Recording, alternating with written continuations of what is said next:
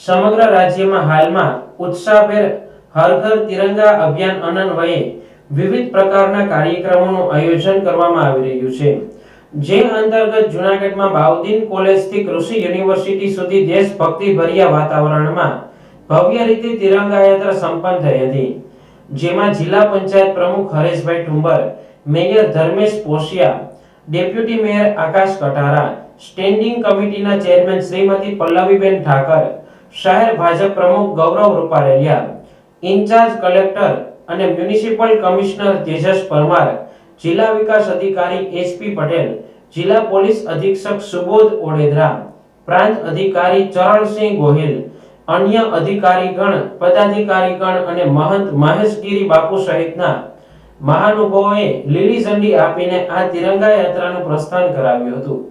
બાઉદીન કોલેજના પરિસરમાં સુંદર મજાની દેશભક્તિની ઝલક દર્શાવતા સાંસ્કૃતિક કાર્યક્રમનું આયોજન કરવામાં આવ્યું હતું, જેમાં ગાયકોના કંઠે ગવાયેલા દેશભક્તિ ગીતોને નાગરિકોએ મન ભરીને માણ્યા હતા. આ ઉપરાંત પોલીસ બેન્ડ દ્વારા દેશભક્તિની વિવિધ ધૂન વગાડવામાં આવી હતી. જૂનાગઢ જિલ્લા વહીવટી તંત્ર દ્વારા સફળતાપૂર્વક તિરંગા યાત્રાનું આયોજન કરવામાં આવ્યું હતું. તિરંગા યાત્રાના અંતે ઉપસ્થિત સર્વોએ દેશ પ્રત્યે પોતાની ફરજ બજાવવાના શપથ ગ્રહણ કર્યા હતા.